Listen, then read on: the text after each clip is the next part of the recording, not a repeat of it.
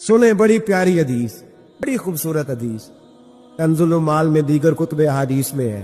हजरत अबू हुरैरा रदी अल्लाह तआला अन्हु फरमाते एक बाबा जी नबी पाक की बारगाह में आए और जब वो वापस जाने लगे तो मैंने उम्र पूछी तो उम्र थी 96 साल। कहते हैं बुजुर्ग जब आए ना तो ये भवें जो है ना उनकी सफेद होके तो यूं आंखों पे आ गई। बड़ी छड़ी बाबा जी ने पकड़ी हुई और दोनों हाथ पकड़ के ना छड़ी के ऊपर झुके हुए हैं, एक जानी कुर्बान जाऊं। कहते हैं जब वो बुजुर्ग मस्जिद में दाखिल हुए तो मेरे रसूल ने खड़े होकर इस्तकबाल फरमाया, खड़े हो। और नबी करीम सल्लल्लाहु अलैहि वसल्लम ने आगे बढ़ के बाबा जी को बाजू से पकड़ा और बिठाया। हुजूर बैठ पे, कहा बुजुर्गो कैसे आए हो? तो कहते हैं वो बाबा जी बात करते तो आंख खोल के पहले हुजूर का चेहरा देखते, फिर वो बात करते तो उनके लबो लहजे के अंदर बड़ी परेशानी, बड़ी तकलीफ, बड़ी मायूसी। अर्ज करने लगे या रसूल अल्लाह, हुजूर जिंदगी सारी गुनाहों में बीत गई है, हुजूर गलतियां ही गलतियां, याद माजी अजाब है यार, अब छीन ले मुझसे हाफजा मेरा।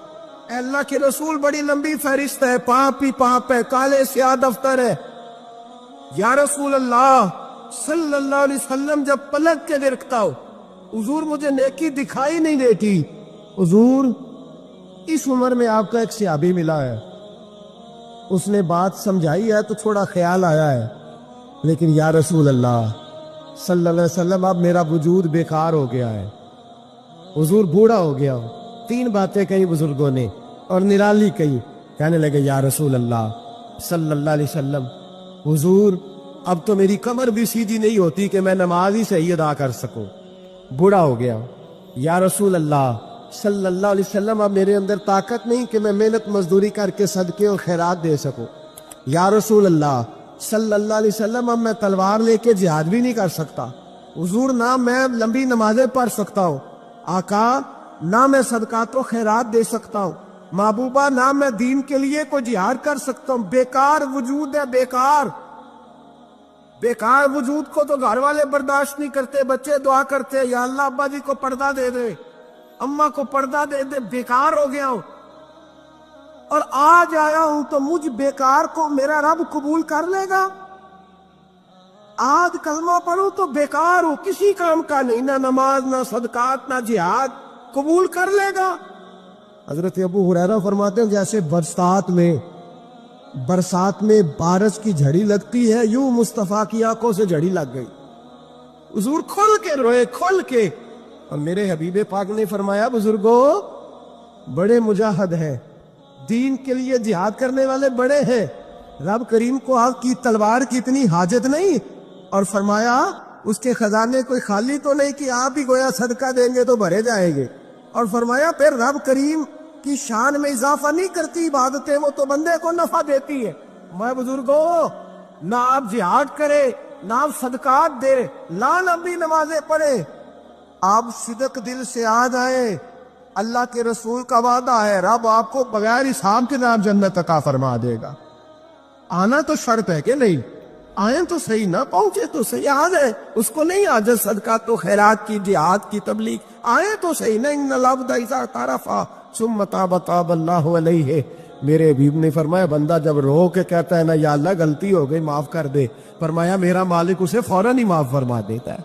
तू आ तो सही, तू आता ही नहीं, तू आ ही नहीं रहा, तू घर में बैठा हुआ है, तू सोया हुआ है, तू दुकानदारी कर रहा है, तू पैसे गिन रहा है, तू आया ही नहीं, आ तो सही। बल्कि मेरे नबी पाक फरमाते हैं जब अल्लाह पाक का भागा हुआ गुलाम आता है फिर तो अल्लाह ज्यादा राजी होता है, फिर तो अल्लाह ज्यादा राजी होता है, ज्यादा राजी होता है। तो आ तो सही, पहुंच तो सही। बल्कि सूफिया तो और बात करते हैं, वो कहते हैं तू कभी भूल के भी रब रब करे तो अल्लाह तो उसे भी कबूल कर लेता है। और खुदा की रहमत कितनी ज्यादा है। मेरे हबीब करीब सैयद आलम सल्लल्लाहु अलैहि वसल्लम ने फरमाया अल्लाह ने अपनी रहमत के 100 हिस्से किए। हुजूर फरमाते हैं एक हिस्सा अल्लाह ने दुनिया में नाज़िल किया है। कितना? एक हिस्सा। फरमाया ये जो माँ बेटे से प्यार करती है, बाप बेटे के लिए मजदूरी करता है, ये जो बहन भाई के लिए रोती है, ये जो बीवी शौहर के लिए दुआ मांगती है, ये जो बच्चे माँ बाप से प्यार करते हैं, फरमाया ये उस एक रहमत का नतीजा है, एक रहमत का नतीजा। تو صحابہ کہنے لگے یا رسول اللہ وہ 99 کدھر ہے؟ نبی پاک نے فرمایا رب کریم نے سنبھالی ہوئی ہے، قیامت کے دن تمہیں عطا فرمائے گا۔ ابھی تو ایک نازل کی ہے۔ عارف رومی رحمۃ اللہ علیہ فرماتے ہیں کہ ایک شہر ایسا تھا جس میں ایک بیماری بار بار حملہ کرتی تھی، تو 3-4 پہاڑیاں ایک دوسرے کے اوپر تھیں، اکٹھے پہاڑ بنے ہوئے تھے، اس کے اوپر وہ جڑی بوٹی تھی جس سے اس بیماری کا علاج ہوتا تھا۔ تو کئی حکیموں نے بتایا کہ اگر وہ جڑی بوٹی حاصل کر لی جائے تو تمہارے شہر کے لوگ صحت یاب ہو سکتے ہیں، پر وہ 4 پہاڑیاں اوپر نیچے اور پھر ڈھلان بڑی سیدھی تھی، جو پیر رکھتا پھسل جاتا، کوئی جرت ہی نہ کرتا اوپر جانے کی، لیکن لوگ بیمار تھے، تکلیف میں تھے۔ بالآخر ایک شخص نے ارادہ کیا کہ کب تک لوگوں کو بیماری سے سسکتے تڑپتے مرتے دیکھتا رہوں گا۔ اس نے کلاڑا اٹھایا، ہتھوڑا اٹھایا، پہاڑ کاٹنا شروع کیا کہ میں سیڑھیاں بناؤں گا اوپر جانے کے لیے۔ فرماتے ہیں کہ وہ پہاڑ کاٹ رہا تھا تو جو قریب آتے تھے نا، وہ اسے کہتے تھے پاگل ہو گیا تو اکیلا بندہ کیسے پہاڑ کاٹے گا، بیوقوف ہے، چھوڑ دے۔ اس نے کہا یار تم ساتھ نہیں چل سکتے تو حوصلہ شکنی تو نہ کرو، مجھے کچھ کرنے تو دو۔ سالوں لگ گئے، ایک پہاڑ کاٹ کے سیڑھیاں بنائی اس نے، ایک دوسرا پہاڑ شروع کیا، پھر سالوں لگ گئے اور 2 پہاڑ کاٹے تھے، بڑھاپا آ گیا، بیمار ہو گیا، موت کا وقت آ گیا۔ اب چونکہ سیڑھیاں بن گئی تھی تو 2 پہاڑ کٹ گئے تھے، وہاں تک لوگ آنے جانے لگے تھے۔ این اس وقت جب وہ دنیا سے جا رہا تھا، پھر بھی کچھ لوگ حوصلہ شکنی کر رہے تھے، اسے کہہ رہے تھے خدا کے بندے کیا نتیجہ نکلا۔ کچھ لوگوں کی ڈیوٹی ہوتی ہے اپوزیشن کا کردار ادا کرنا، اور ہر موقع پر حوصلہ شکنی کرتے۔ اب اس پر آخری وقت آ گیا ہے، باوجود اس کے کچھ لوگوں نے جا کے کہا کیا نتیجہ نکلا جی، تیرے اوپر موت کا وقت آ گیا ہے، تو اوپر تک تو جا نہیں سکا، فائدہ کیا ہوا؟ وہ کہنے لگا بیوقوفو تمہیں پتہ ہی نہیں میں کامیاب ہو کے جا رہا ہوں۔ انہوں نے کہا کس طرح؟ کہنے لگا میں نے آدھا سفر آسان کر دیا ہے، اب جو میرے بعد آئے گا نا اسے 0 سے نہیں شروع کرنا پڑے گا، میں نے آدھا سفر اس کے لیے آسان کر دیا۔ وہ تیسرے پہاڑ سے شروع کرے گا، 2 کاٹے گا تو جڑی بوٹی تک پہنچ جائے گا، لوگوں کو شفا ہونے لگے گی اللہ کے فضل سے۔ ہم پتہ کیا کرتے ہیں، بالخصوص میرے وطن کا رواج یہ ہے کہ لوگ آدھا سفر بھی آسان کرنے کو تیار نہیں، وہ کہتے ہیں نہیں سارا ہی فلانا کرے گا۔ جتنے انبیاء دنیا میں آئے نا میرے دوستوں، وہ سارے کامیاب گئے، لیکن کسی کے ساتھ 4 امتی، کسی کے ساتھ 10، کسی کے ساتھ 100، کسی کے ساتھ 200، لیکن نبی کامیاب گئے۔ کیوں؟ کہ اللہ تعالیٰ نے جو ان کے ذمہ ڈیوٹی لگائی تھی، وہ ڈیوٹی انہوں نے پوری ذمہ داری سے سر انجام دی۔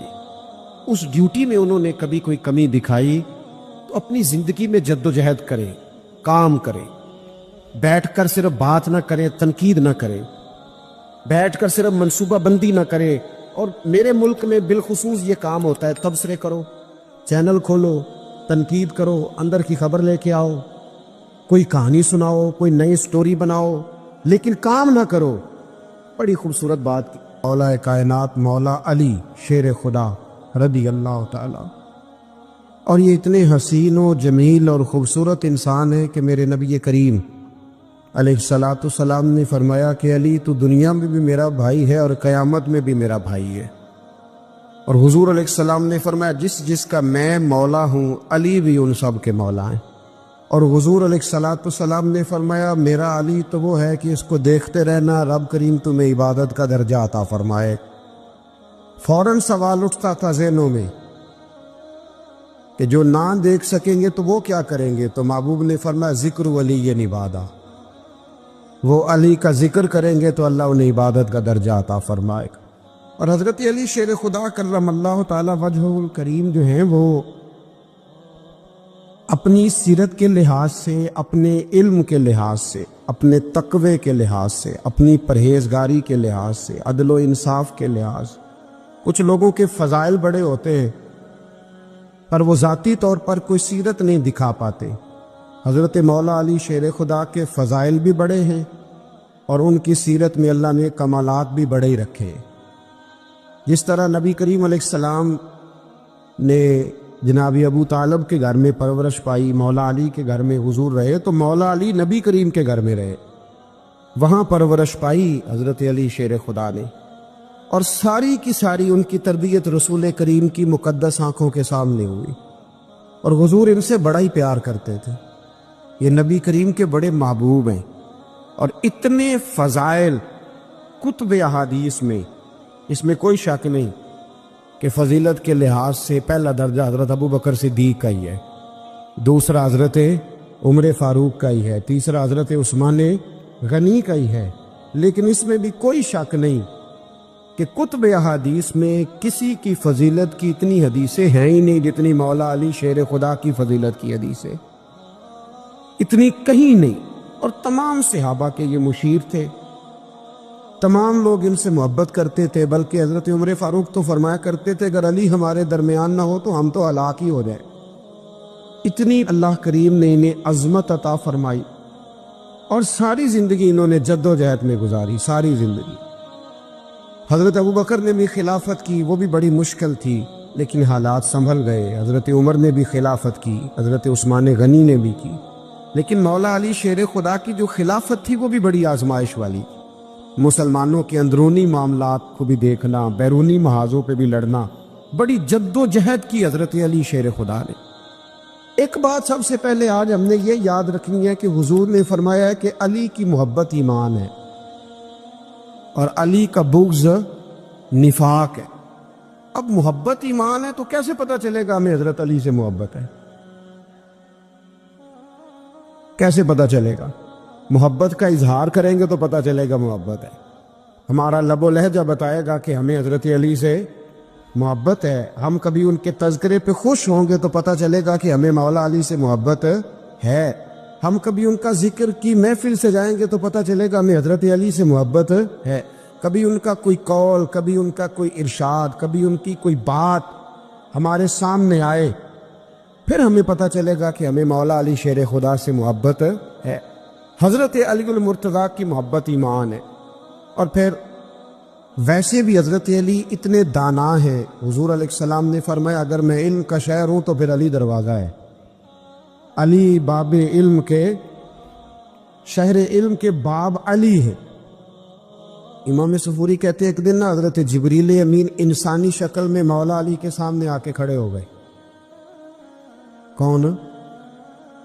حضرت جبرائیل علیہ السلام۔ حضرت جبریل امین کھڑے ہوئے انسانی شکل میں، تو کہنے لگے علی یہ بتائیے کہ جبریل اس وقت کہاں ہے؟ انسانی شکل میں مولا علی سے پوچھتے۔ تو کچھ جو آج کل ہمارے شاگرد حضرات پڑھ جاتے ہیں نا تو وہ ذرا جلدی کرتے ہیں جواب دینے میں۔ بڑوں کو جب جواب بھی دینا بزرگوں کو تو جواب میں بھی آداب کا خیال ہونا چاہیے۔ اگر آپ کو سوال آتا بھی ہو تو پھر بھی اس میں آداب کا خیال آپ رکھیں گے۔ آپ فٹافٹ نہیں کہہ دیں گے کہ جناب یہ اس کا جواب ہے، یہ معنی ہے، فوراً نہیں آپ کہہ دیں گے، آپ اس میں بھی آداب کا خیال کریں گے۔ حضرت جبریل امین نے جب کہا نا کہ بتائیے جبریل کہاں ہے، تو حضرت علی فوراً بھی کہہ سکتے تھے آپ ہی تو ہے جبریل، یہ فٹافٹ کہہ سکتے تھے، اسی وقت ساری بات ختم ہو جاتی۔ لیکن بزرگوں سے بات کرنے کے کچھ آداب ہوتے، کچھ طور طریقے ہوتے جو اللہ ماشاءاللہ آج کل لوگوں میں نظر نہیں آتے۔ کچھ طور طریقے ہیں، کچھ سلیقے ہیں، کچھ جو ہے وہ اس کے خاص نقطہ نظر ہے، اس کو سمجھنا چاہیے۔ حضرت مولا علی شیر خدا رضی اللہ تعالیٰ عنہ سے جب پوچھا نا کہ جبریل امین کہاں ہے اس وقت، تو حضرت علی نے پہلے اوپر دیکھا، پھر نیچے دیکھا، پھر دائیں دیکھا، پھر بائیں دیکھا، پھر آگے دیکھا، پھر پیچھے دیکھا۔ جواب فٹافٹ تیار تھا کہ آپ ہی تو ہیں، لیکن ایسے جواب نہیں دیا۔ فرمانے لگے جناب نہ تو اس وقت حضرت جبریل مشرق میں ہے، نہ مغرب میں ہے، نہ شمال میں ہے، نہ جنوب میں ہے، نہ 7 زمینوں میں ہے، نہ آسمانوں میں ہے۔ پھر بھی یہ نہیں کہا کہ آپ جبریل ہیں۔ فرمانے لگے بھئی زمینوں آسمانوں مشارق مغارب میں تو کوئی نہیں، تو یا آپ جبریل ہے یا میں جبریل ہوں، دونوں میں سے ایک ہے۔ تو حضرت جبریل امین مسکرائے، فرمانے لگے نہیں آپ تو علی ہیں، جبریل تو میں ہی ہوں، آپ علی۔ لیکن نا بہت سارے لوگ سوال کا جواب دیتے ہیں پر وہ آداب کو ملوز خاطر نہیں رکھتے۔ نبی پاک علیہ السلام نے ایک دن نماز 4 رکعتوں کی تھی تو حضور نے 2 پہ سلام پھیر دیا، تو صحابہ سے پوچھا میں نے کتنی پڑھی ہے؟ عرض کرنے لگے یا رسول اللہ زیادہ